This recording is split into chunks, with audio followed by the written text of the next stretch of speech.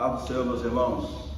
Sou o pastor Jonas Fagundes Honorato, pastor da Igreja Assembleia de Deus, em Jardim Carapina, situado ali, o nosso templo fica situado ali na rua Itamaraju, número 213.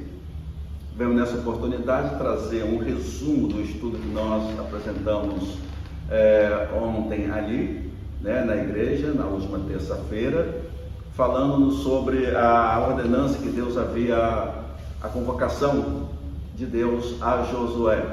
E aproveito também a oportunidade e deixo o convite, caso o irmão queira estar conosco, ao estudar a palavra, querendo estudar a palavra do Senhor, conosco é toda terça-feira, a partir das 19h30. Tá? Os nossos cultos na sexta-feira é culto de adoração, e aos domingos, às 19h30, estamos ali também, pela graça do Senhor Jesus, glorificando a Deus. O estudo que nós trouxemos ontem, e agora só vou trazer um breve resumo a pedido de alguns irmãos. O texto usado ontem ali, está localizado em Josué, capítulo 1, versículo 7, que nos diz o seguinte: então somente esforça-te e tem muito bom ânimo, para teres o cuidado de fazer conforme toda a lei que meu servo Moisés te ordenou. Dela não te desvie, nem para a direita e nem para a esquerda, para que prudentemente te conduza por onde quer que andares. Pois bem, nesse texto nós dividimos ele em três partes, sendo uma que Deus convoca a Josué que ele se esforçasse, que ele tivesse uma atenção maior por se tratar de um esforço individual. Por outro, seria a segunda parte, quando Deus pede que ele não se afastasse, não se desviasse nem para a direita e nem para a esquerda. E a terceira parte seria que essa palavra o conduzisse para qualquer lugar que ele fosse. Ele seria conduzido pela palavra, por aquela palavra. Esse texto é bastante conhecido, bem divulgado, explorado aí nos nossos cultos, para a honra e glória do Senhor Deus. Mas nós trazemos, a nossa preocupação foi em mostrar esse chamamento de Deus, orientando a Josué, e nós queremos traçar como núcleo, a segunda parte aqui do versículo, para que ele, Josué, não se desviasse nem para a direita e nem para a esquerda, no sentido de que ele estivesse atento, que ele não se deixasse levar por influências externas. Tanto a parte direita quanto a esquerda, ele seria uma parte que iria trazer para ele, se ele se atentasse tanto para um lado quanto para o outro, iria prejudicar, iria atrapalhar ele, enquanto ele deveria estar engajado tão somente em seguir reto, na direção reta, como Deus havia lhe ordenado. Então, essa segunda parte aqui é uma metáfora, que Deus está trazendo para ele, mostrando uma verdade para ele, uma realidade para Josué, para que ele fosse bem sucedido. Chama-nos a atenção, porque é isso que Deus tem procurado em cada um de nós como obreiros, a seguirmos reto, indiferentemente do que está ao nosso derredor.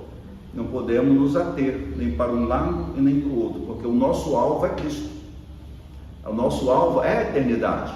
Então nós precisamos marchar reto e não deixarmos nos influenciar. Esse mesmo texto nós vemos ele também em Provérbios, no capítulo 4, versículo 26 e 27, que nos diz assim: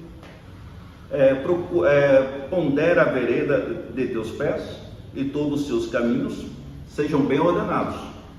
Não declines nem para a direita nem para a esquerda. Retira o teu pé do mal. Então Josué, agora ele recebendo essa missão, essa incumbência, ele sabe que para ele ser feliz, para ele ter sucesso na sua vida, naquela jornada tão difícil, Moisés já não estava mais com ele, era ele Deus, E então ele deveria seguir tão somente em frente, não deixando que nada tirasse a sua atenção. Nesse mesmo sentido, nós vemos Josias seguindo os caminhos do seu pai retamente. Vemos Jó, apesar de toda a situação, ele também decide em seguir retamente, olhando para Jesus. Temos também o apóstolo Paulo, que ele diz que em nada ele tinha a sua vida por preciosa, contanto que ele fizesse aquilo que Deus havia ordenado em seu coração, no seu ministério, pregando a palavra. E nós temos o exemplo maior, que é Jesus, que não temeu a ir para Jerusalém, sabendo que Jerusalém para ele, naquele momento, era o caminho da cruz, do seu grande sacrifício. O que nós falamos também no nosso estudo é tentando desvincular essa ideia que hoje se prega aí, que se fala do mundo socioeconômico, sociopolítica, dando ênfase à direita ou à esquerda. A direita, embora reconhecemos que o lado direito para Deus na Bíblia é um lugar de honra, de glória, determinado por Deus. A Bíblia mostra Jesus ao lado direito de Deus. A Bíblia vai mostrar também as ovelhas ao lado direito de Deus. Mas o conceito bíblico, esses princípios bíblicos não está vinculado ao conceito humano, quando se fala de partidarismo. Então nós não podemos ver isso como um partidarismo, não podemos associar essas versões. Se fizermos isso, nós vamos ter muita dificuldade, até mesmo de entendermos a Bíblia, ou até mesmo a manifestação política nessa questão.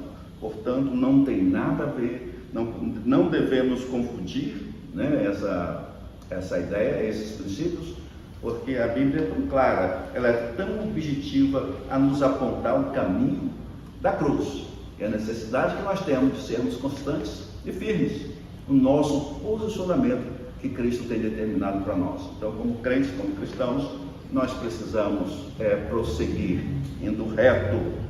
E Apocalipse 20, 12, nós lemos, estamos se tratando aqui nesse vídeo, apenas um resumo, mas nós vimos de uma forma bem clara que o objetivo do texto ali em Josué é falando da constância, da firmeza, da perseverança que ele precisava ter, que a ambos os lados, tanto a direita quanto a esquerda ali, se traria, se ele se retesse, se ele fosse se deter por esses lados, ele encontraria com certeza dificuldades em prosseguir, em obedecer a Deus. Portanto, como diz Paulo, aquele que milita não pode se embaraçar por questões deste mundo. A Bíblia é bem clara em chamar a nossa atenção.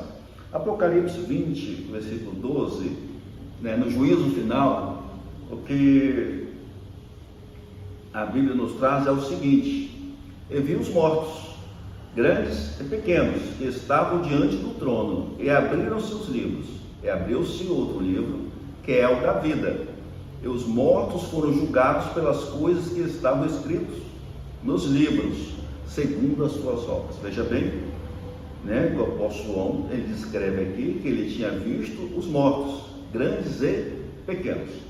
Não fala que ele viu os mortos da direita ou da esquerda, ele apenas viu os mortos, ali diante do trono, e quando os livros foram abertos. Enfim, temos outros textos também. Nós temos Efésios 4, versículo 1, quando na distribuição dos dons, nós vemos Deus distribuindo os dons para pastores, educadores, profetas, enfim, doutores. Não vemos Deus distribuindo os dons por classe socioeconômica ou sociopolítica. Deus distribui os dons para os seus servos, para os seus filhos, tá certo? De uma forma tão clara e objetiva. Então, nós não podemos, repito, misturar as coisas para que possamos seguir firme. Esse é o objetivo maior da palavra, né? Nós cremos assim. Deus nos chamou para que nós andássemos firme e reto, servindo ao Senhor. Portanto, querido irmão, irmã, sejamos firmes e vamos juntos, né? Até chegarmos diante do grande trono do Senhor. Amém? Fica com Deus.